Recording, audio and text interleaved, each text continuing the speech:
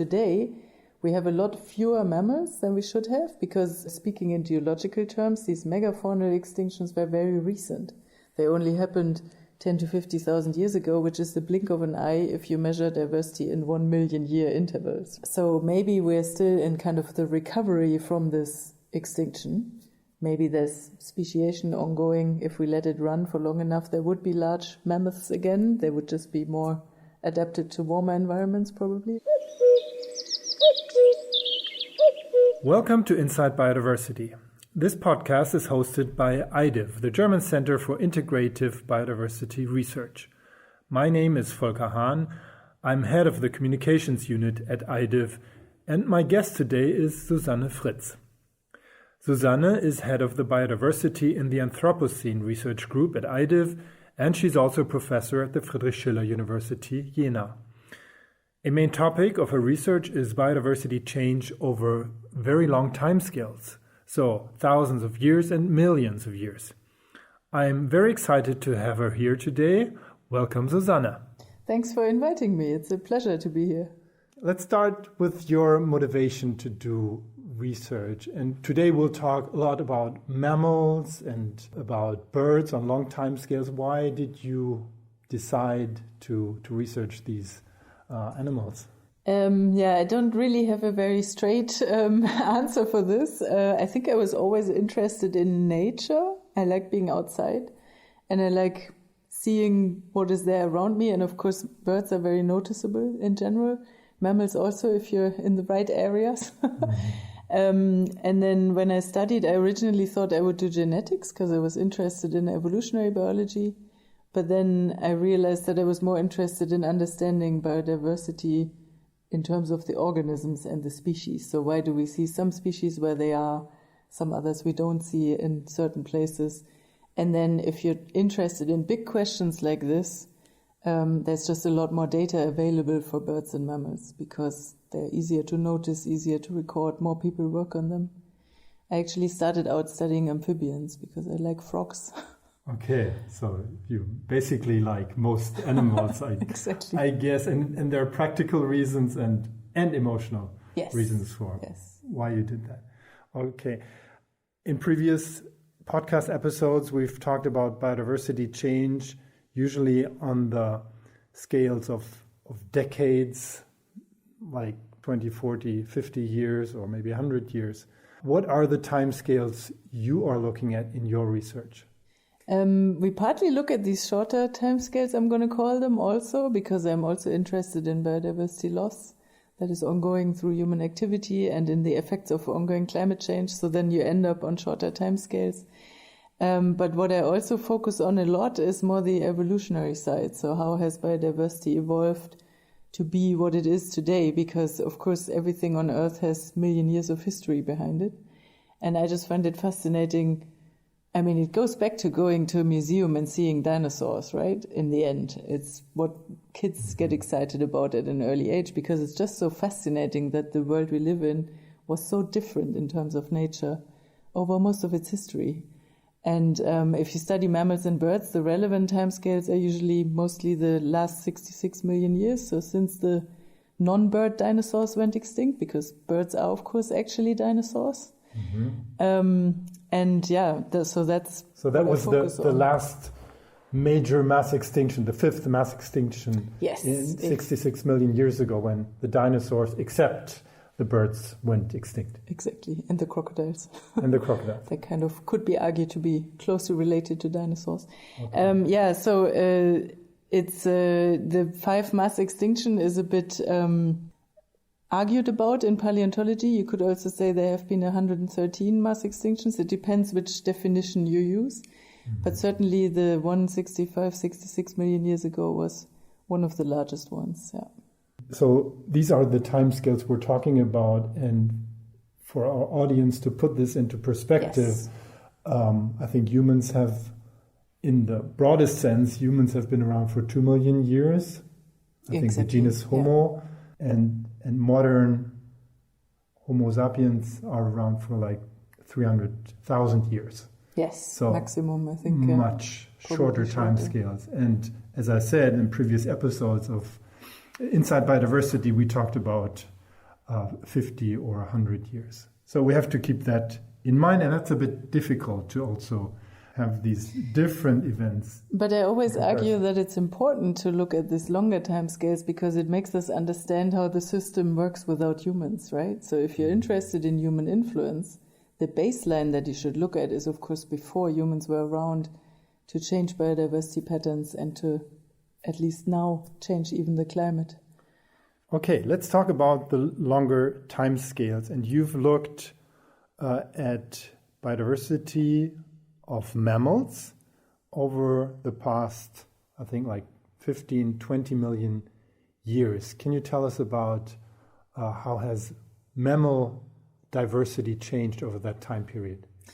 Yeah, so we looked at, in these studies, we mostly looked at Europe and North America because if you work with the fossil record, it's of course very different to working with present day data. Today we can just go outside and observe birds in Ecuador or observe them here with the same method, and then we know what biodiversity is in Ecuador and here. But in the fossil record, you're restricted to where you find specific age rocks, right? So if we're interested in the last 15 million years, we only have certain places where these rocks are, where we could even find the fossils. And that means that we had to select the regions a bit carefully. So we decided for Europe and North America because there are good databases around that we had to still check and bring together, but it worked. And the cool thing to see is how much biodiversity really changes. So it's a bit tricky to estimate it because you know that the fossil record is never complete, but there are statistical methods to estimate it. And depending how we estimate it, we get, for example, in Europe, a diversity that was at times 3 to 8 times higher than today. And of course, the big question is then why, right? And in the papers that I've done, we've mostly looked at... So that's like 20 million years ago it was...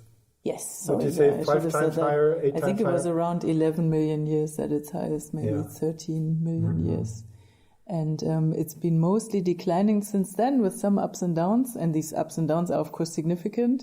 Yeah. And you have to bear in mind that the timescales, if we look through such a deep time record, we need to divide it into parcels in which we count the biodiversity, in which we count the number of mammals, in this case, number of mammal genera.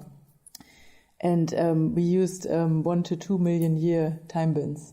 So what you end up is a number of mammal genera in a 1 million year time bin, for example, which is, of course, very hard to compare with numbers we have for today, because today is really quite recent. In geological terms, the period we're in is the Holocene, and that's only 12,700 years.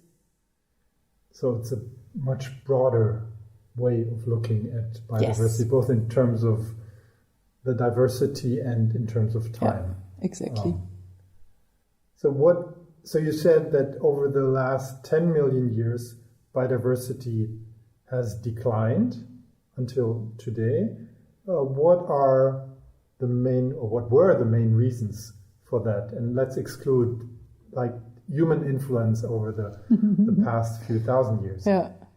So there have been some ups and downs, and it's regionally different. So we know that there's not one global driver that explains everything everywhere, of course.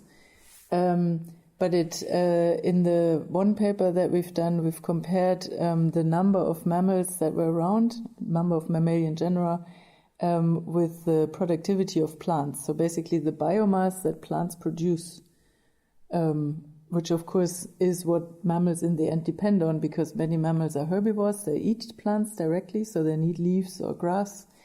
And then the carnivorous mammals feed on the herbivorous mammals, so the meat eaters feed on the plant eaters. And then that means that the energy you get into a terrestrial ecosystem, into an ecosystem on land, usually comes from the plants that do the photosynthesis. And it makes total sense, right? So what we found was that the higher the plant productivity, the more mammalian genera we had. And this was through this, let's say it was 15 million years, I think, record, which was surprising me because it's usually not that simple with biological data, but it was a very strong signal. So how could you assess plant productivity? How did you know how high that was during certain time periods? You have plant fossils, plant macrofossils, and there are different methods to then reconstruct from these plant microfossils roughly what the temperature and precipitation was, and then you calculate what the productivity was based on that. So it's a very roundabout way, because we can't just go and mow a field like we would do today and see what the biomass is. So where's the link from climate to productivity to mammal diversity? Is that the causation? Yeah, so we're not sure because we've done correlations, right? So we know that productivity is correlated with the number of mammals.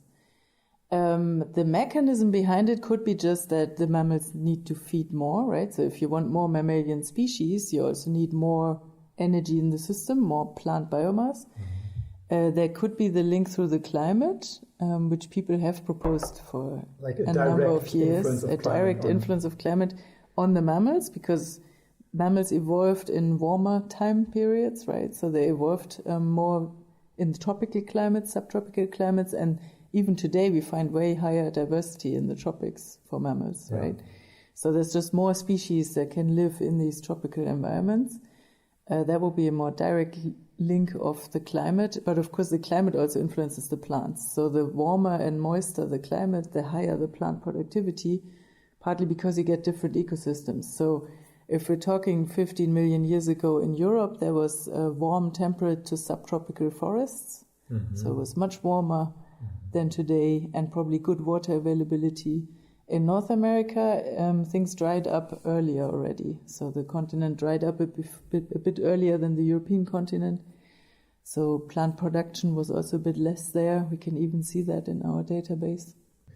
So you found that there were a lot of fluctuations, but in general, over the last 10 million years, Earth cooled, and then we entered, a couple of thousand years ago, we entered the Pleistocene.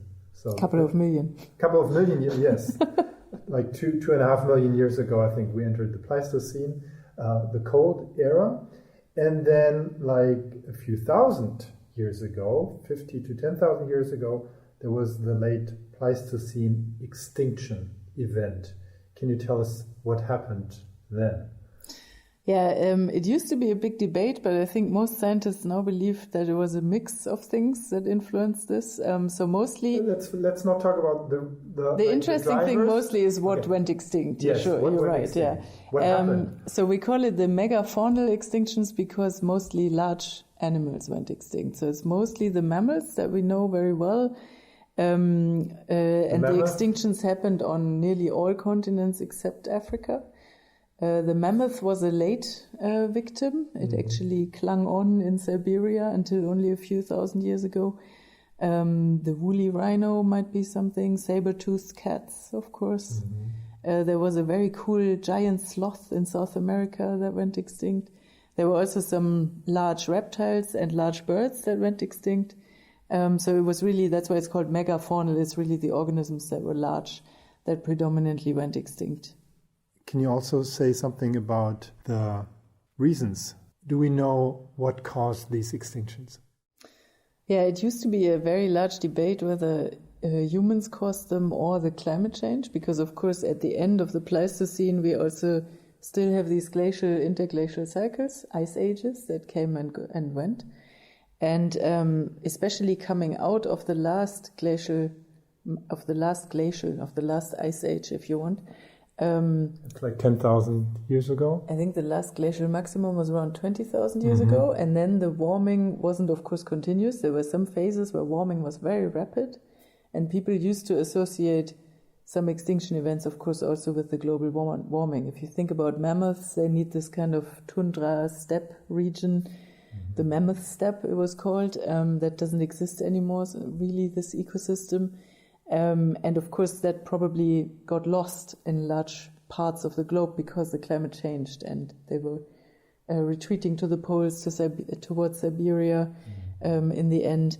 But in many cases, we now have quite good evidence that humans did play a role. So at the same time, we have a large increase in the human population density in many continents. Depends, of course, which continent you look at.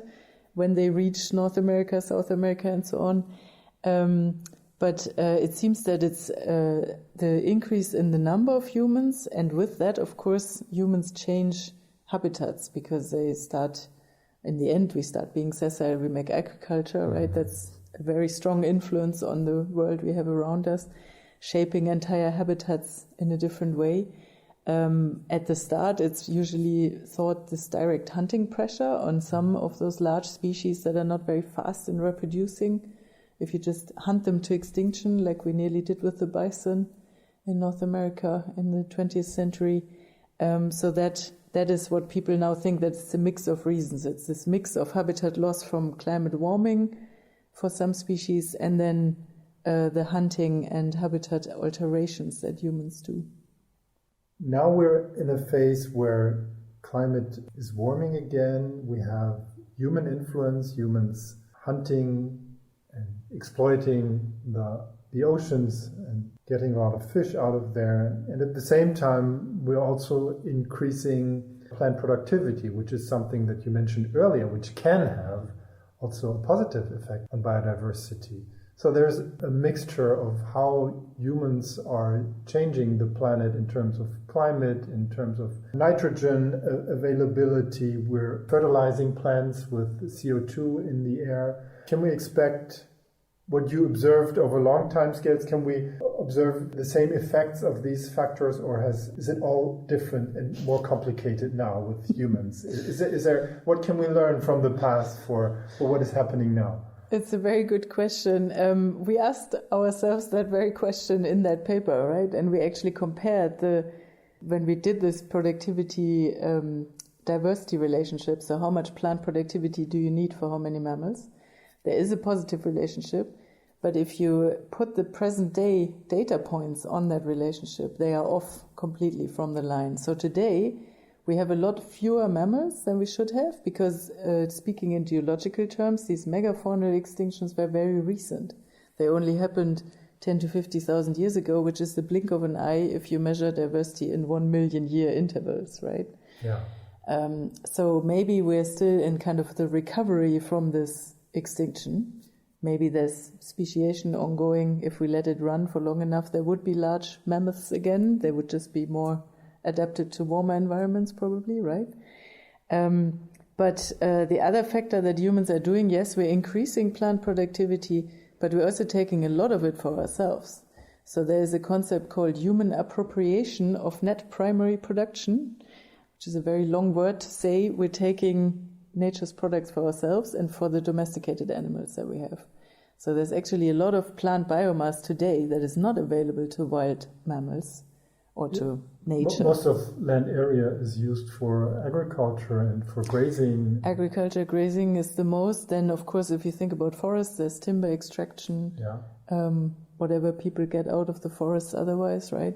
So there's a lot of biomass not available to these wild animals. We know that the biomass of wild mammals since prehistoric times has declined by 82%. I looked that up this morning to have this number ready, because I always think it's quite baffling.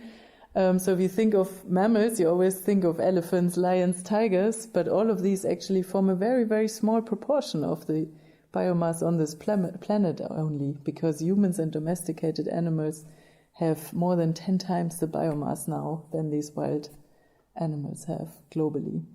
So I think, yes, in theory, if you let evolution run long enough and you warm up the planet and you don't have a lot of climatic extremes, which is another thing that climate change is doing, in theory, if you have more tropical climates, you should get more mammalian species. But speciation events take about 1 million years in mammals. Maybe. It's quite hard to know, but it would be a long time to wait for humans to get higher diversity on the global scale. Our species will have to survive for a long time. Let's see. Well, we won't see. You also, in your research, looked at how climate is related to body size of mammals, also over that long time period, like millions of years.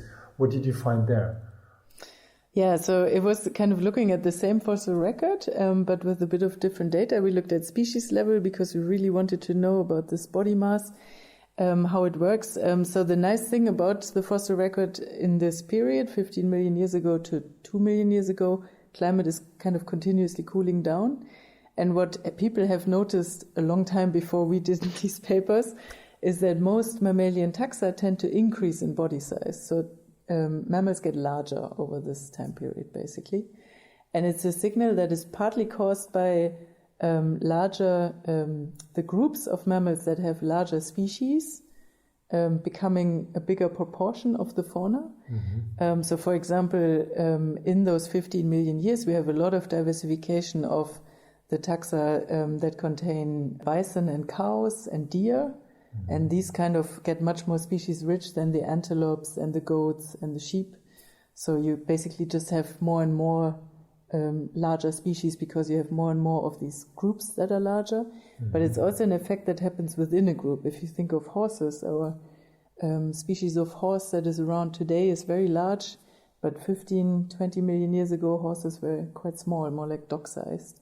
So within the group of horses, we also observe that the larger species survive more and the smaller species go extinct more over these 15 million years. So apparently large body size is beneficial in a colder climate? Yes, that's the thought. That's the thought. And why is that? It's because if you're larger as a mammal, so mammals are endotherms, we spend a lot of the energy that we take in to keep our body temperature, to be independent of the outside temperature. And that means that the volume to surface ratio is quite important because the more surface you have, the more heat you lose, just because your body is warmer than the area around, than the air around usually. And if you have a larger body, then for the volume that you have, your surface area is smaller than if you have a smaller body. Mm-hmm. So it's easier to keep your energy. Yes, with a larger. You lose less size. Heat just by existing. Yeah. You can observe this. Actually, large animals often have problems getting rid of the heat, right? So, for example, elephants don't have much fur. They still have hairs, of course, but they're not developed as a fur that's covering them because they need to lose their body heat somehow, right? Otherwise, they would overheat in the region where they live.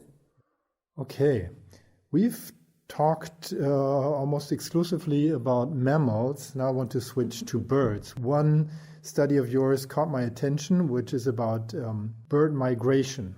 And I expected, maybe you did too, before that study, that birds would migrate to places that suit them climatically. So they would, like a stork, would fly to Africa in the winter season because it's warmer there, and probably what we would intuitively think, but it's not what you found. What did you find instead? It was quite interesting. Yeah. So in a way, this climatic expectation makes sense from a human perspective because, of course, winter is quite harsh. But it has always been a theory that it might be food availability rather than the temperature itself, right? So if you think of storks, what do they mostly eat? Maybe it's amphibians. In summer, they like that at least. In winter, all the amphibians are buried in the ground, right? So they can't find them. So it might not only be the climate. So we didn't quite start out from the point that you sketched. But yeah, it was kind of the test was, we thought if we compare the actual climatic niches, so we have the occurrence points where the species occur in summer and in winter, in the breeding season and in the non-breeding season, let's say. And we expected that when you go from your breeding habitat to your non-breeding habitat, you kind of stay in the same climatic niche, I will call it, in the same climatic environment, same climatic conditions. And when we actually statistically tested that, it was the case for going, well, if we do the European perspective, for going south, so species that go from their breeding grounds in summer to the non-breeding grounds in winter tend to have a more similar niche. But then for coming back, it doesn't make sense. So they should be staying in Africa, if basically. They shouldn't go back to Europe. If they want to really track the climate, if they want the same climatic conditions through the year, then it would make more sense to be in the tropics, where, of course, the climate doesn't change much. But they do come back. So we think from this paper also that it's this food availability plays a role. It's really to profit in our spring and summer, we suddenly have all these insects coming out and multiplying and making mostly many generations of new insects, right, that happen in our summer. So those birds that do stay in Europe, or in Germany, for example, are birds that probably have a different diet because they can find food in winter. They switch to more generalistic diets. I'm not a huge expert on this, but I mean, you know that you can feed most birds with seeds, right, in the winter, and those birds tend to eat more, many of those eat more insects in summer if they can. So they're more flexible somehow. We also found that the residents birds, the ones that stay, that don't go, actually have a more restricted climatic niche through the year. So somehow, even though they stay, they pick the places where the climate is more similar in breeding and non-breeding season, which was quite interesting. I did not expect that. Yeah. So you did connect places where birds live with the climate, and you also looked into the future. So you're actually looking at long time scales in the past, and you look at what birds are doing nowadays, but also how they might change in the future, and in particular how bird diversity might change in the future on a warming planet.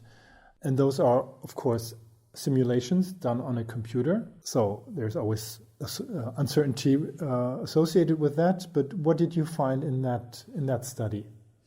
Yeah, it's a very hard study to explain because it was such a big global picture. So the principle is similar, like the migration thing. We took the occurrences where the species are today, and we know the climate that represents. And then basically we have from this international intergovernmental panel on climate change, the IPCC, we have the scenarios of what the climate will be in the future. So you can model where the bird occurs in today's climate, and then project where is this climate going to be in the near future. And I think we did something like 50 and 70 years intervals and different scenarios of climate change, because of course human decisions influence how much the climate will change, right? And overall, what you find is that what previous studies have shown, that of course there are actually large areas on the globe where you will get an increase in diversity, especially in the northern latitudes. So it's in Germany, I think it's divided between northern Germany and southern Germany. Southern Germany has a higher net loss of species. Northern Germany has a higher net gain of species. And that is because in our region in Europe, and especially in northern Europe, if you get warmer temperatures, that means that species can move in that have lived further south so far, and they can just move north. But that is assuming that they can actually move. And then the interesting thing in this paper wasn't looking only at this net gain and loss. So overall we might be gaining species, but we were interested in what kind of species we actually gain and lose. So we differentiated which species get lost from the local community, which species get gained into the local community. And then for each of these two components, we looked at how closely related are these species to the species that are already there, that don't change. And what you find is that you have quite a lot of places on Earth where species richness is increasing, so you're getting more species, like in northern Germany and Scandinavia. But they are mostly species that are very closely related to species already there. Basically, we might get, I don't know, more sparrows or something, right? So species where close relatives already live in the community. And because this is a computer-driven scenario, of course, we have no idea what actually happens. Will they actually be able to move in, or will that cause more competition for the species already there? And then, of course, the whole ecosystem might change. If you switch one sparrow species for another, what consequences would that have for the seeds that they transport for plants, for example? So it was a very rough simulation, a kind of what-if scenario. And the interesting thing is that those areas that gain species mostly gain the very close relatives, so it's not very exciting. We're not gaining exciting tropical cool species, let's say. And then in large areas in the tropics, there is a net loss of species, and those that get lost from the local ecosystems tend to be the ones that have fewer relatives, so they are more unique. And quite often how close birds are related to each other also reflects somehow what they do in the ecosystem, right? So close relatives tend to do similar things. They tend to, all eat fruit in one group of birds, or they all eat seeds. And then if you lose species that don't have close relatives, they might be doing very unique functions in these ecosystems. That's fascinating. And also, as you mentioned, the many uncertainties involved. But I think that's what we should always keep in mind when we do projections about the future, especially in such a complicated socio-ecological system like humans and biodiversity. It is really complex, and we can only... there are a lot of assumptions we have to make, like how far can a species actually move within one generation, right? That is the assumption we thought about most.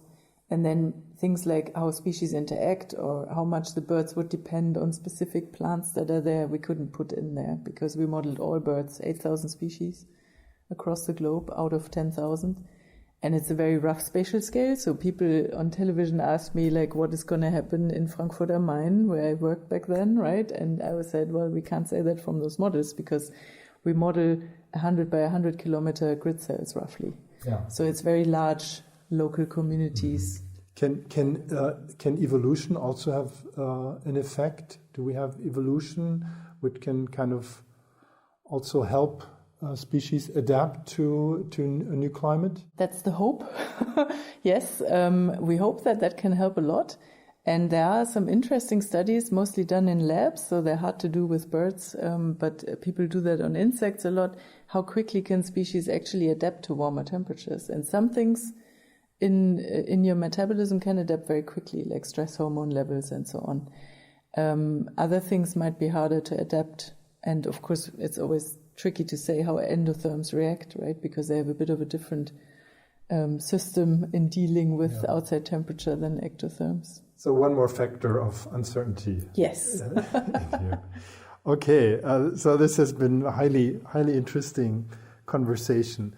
To conclude, I would like to hear your personal view, given your very broad and long-term perspective of how biodiversity and climate have changed over time. And now there's humans who are massively impacting planet Earth. How optimistic or how pessimistic are you about our future and biodiversity's future? Yeah, it changes currently almost daily when I read the news.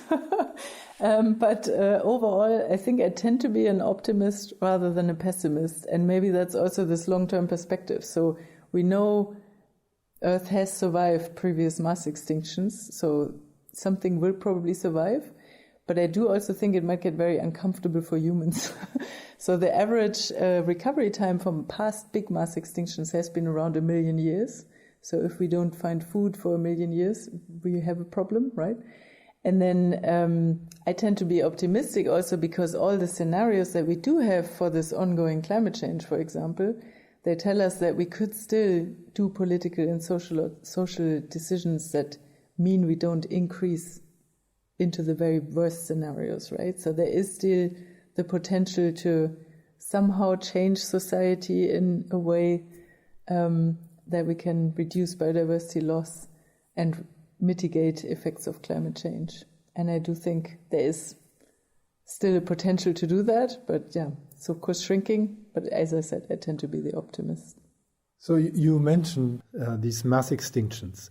Some people argue that we are already now in the 6th mass extinction, that we're experiencing it, and humans are also the reason for it. There are others saying that, we can't say yet because previous mass extinctions happened over a much longer time scales. And what is your take on that? Both sides have some arguments, but I think, I do think that extinction rates are higher today than they should be. So I think we are in a mass extinction, but we don't know yet how bad it will be because there's also a lot of things we're still learning about how extinction works and how many species still hang on in small populations But then if something very small changes, right, that whole population goes extinct. So I think we are in a mass extinction, but that's a very personal take. I think most scientists would answer that like that. Of course, Earth has come through previous mass extinctions, but as I said, it wasn't fun. If you have to wait 1 million years until there's enough biodiversity for functioning ecosystems, after the worst mass extinctions, you basically only find one type of mussel that survives on very anoxic things in the ocean, right? So, okay, hopefully we will not. Yeah, let's drive not go it that there. far. To end, I would want to ask you: can you briefly summarize what, from your point of view, are the most important messages of this conversation? What are the things that you would like the audience to remember in, let's say, 2 weeks from now?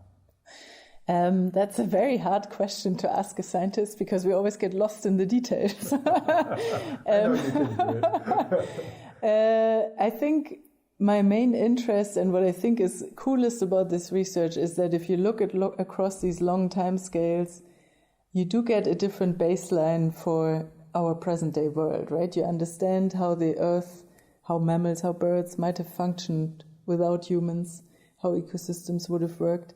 And you could put into perspective how much humans change this, but it also offers maybe some solutions of how we can mitigate that the changes won't be so bad, right? Especially if you're talking about climate change, extinctions from climate change that are happening today are actually still on a global scale. We have quite a few globally extinct species from human climate change so far, but we can look to the fossil record where this happened quite a lot of times, right? So we can learn about the future from the past if you want. I think that is, why I'm mostly fascinated by these long time scales. Yes, and it was a fascinating discussion also for me. I learned a lot. Thank you very much, Susanne. I hope you enjoyed listening to this conversation. Be sure to follow us on X, on Blue Sky, on LinkedIn, and on your favorite podcast app. For feedback, ideas, or questions, use #InsideBiodiversity or email us at podcast@idiv.de.